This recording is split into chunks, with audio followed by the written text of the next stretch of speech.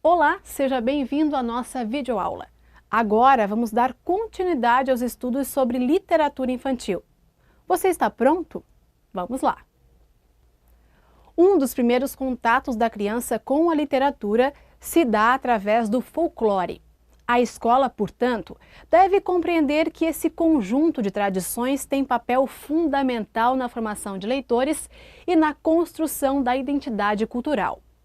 O termo folclore significa conjunto de tradições, conhecimentos e crenças de um povo expressas em lendas, canções e provérbios. Falar em folclore é falar em ludicidade, fantasia e seres imaginários. Ele está presente em diferentes gerações e sociedades, sendo fonte de conhecimento e legitimação da cultura popular. Essa cultura folclórica é de grande relevância no processo de ensino-aprendizagem.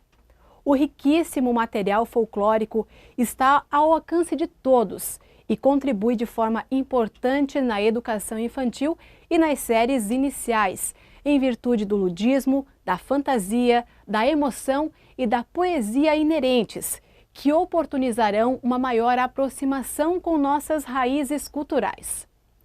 No folclore, encontramos muitas variantes da literatura oral. Vejamos algumas delas.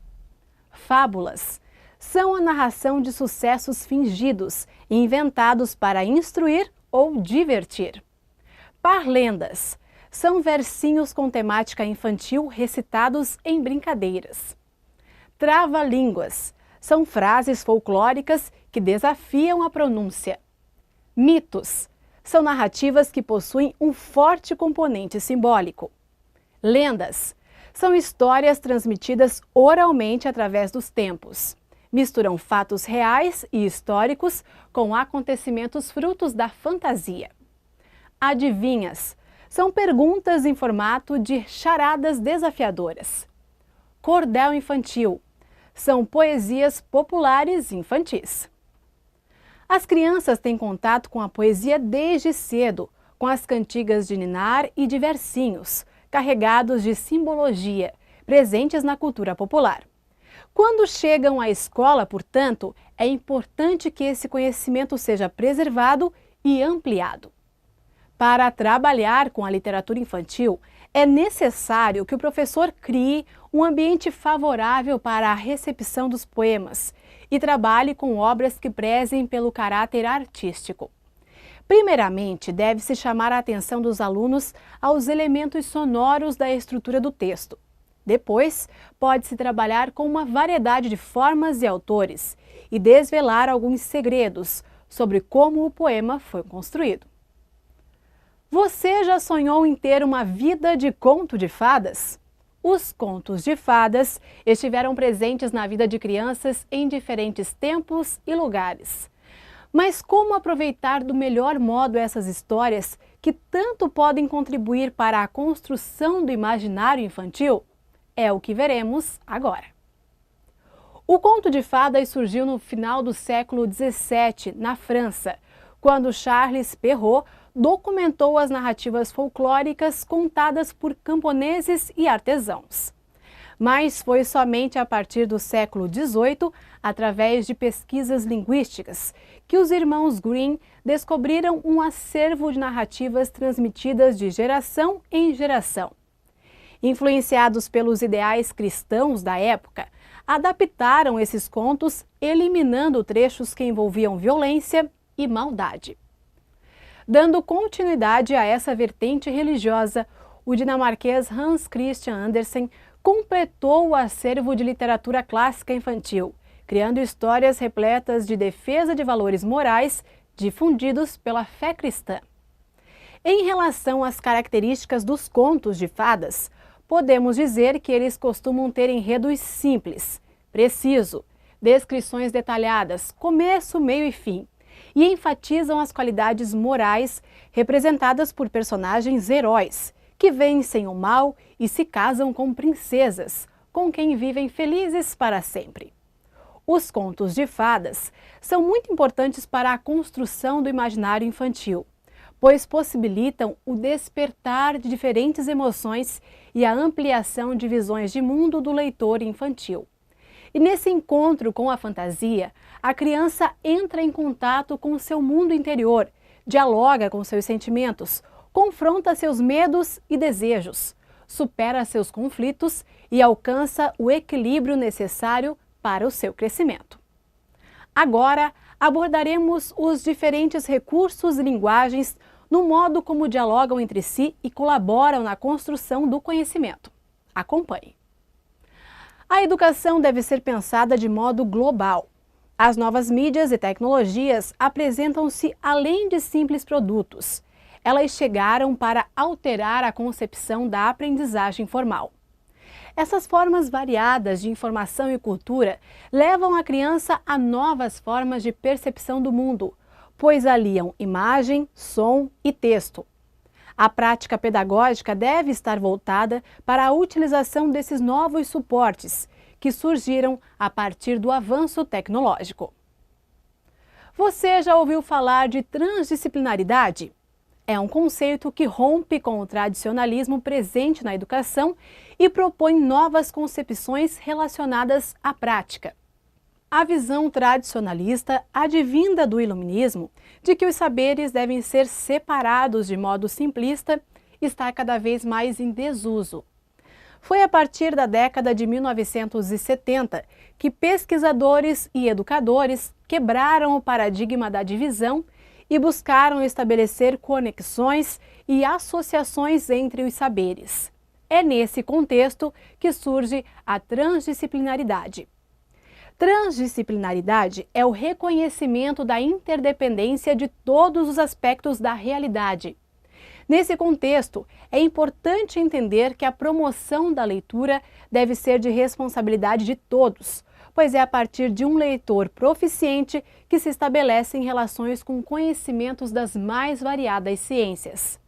Assim, devemos buscar procedimentos pedagógicos voltados para projetos construídos de forma colaborativa, integrando diferentes disciplinas. Falaremos agora sobre tipos de projetos e práticas. É importante lembrar que um projeto envolve um grupo de pessoas que trabalham em conjunto, buscando concretizar o conhecimento. Na educação, há 3 tipos de projetos. Projetos referentes à vida cotidiana, relacionados à existência e ao funcionamento de uma coletividade de alunos e professores na escola. Envolvem a organização do espaço, do tempo, das atividades, das responsabilidades e das regras. Projetos e empreendimentos, relacionados a atividades complexas em torno de uma meta definida, como organizar o pátio ou uma excursão. E projetos de aprendizado, que colocam ao alcance dos alunos objetivos de trabalho para o ano. A partir disso, estudaremos agora as práticas utilizadas para a formação do leitor. Acompanhe. A aproximação temática consiste em selecionar textos com diferentes linguagens, distribuí-los por grupos e apresentar interpretações, debates e análises de aproximações e diferenças. Letras e canções. Consiste em analisar a música como fio condutor de ideias, pesquisar sobre os autores, as obras e as funções da música. Ambientação. Estabelece relações entre o ambiente e o texto lido. As práticas mediais, por sua vez, podem ser construção de maquetes e criação de sonoplastia. Vejamos alguns exemplos de práticas derivadas. Declamação. Consiste em declamar poemas e recitá-los de cor. Textos ilustrados. Após realizar a leitura do texto, encontram-se em jornais e revistas imagens que complementem ou dialoguem com os textos lidos. Paródias e paráfrases. Consiste na seleção de alguns textos que podem ser de qualquer gênero, para explicar as características necessárias para a construção em questão. Por fim, vejamos algumas sugestões de práticas processuais. Exposições, feiras e mostras. É quando se transformam os textos lidos em apresentações públicas. Gincanas e concursos. Promovem a leitura com o uso do princípio de competição, que envolve quantidade e qualidade dos textos, obstáculos a serem vencidos e registro das etapas, por meio de fotos, textos e depoimentos. Vamos propor uma reflexão. O que será que o teatro tem a ver com a literatura infantil? O teatro, no processo de formação da criança, cumpre não só uma função integradora, mas dá oportunidade para que a criança se aproprie crítica e construtivamente dos conteúdos sociais e culturais de sua comunidade mediante trocas com os seus grupos.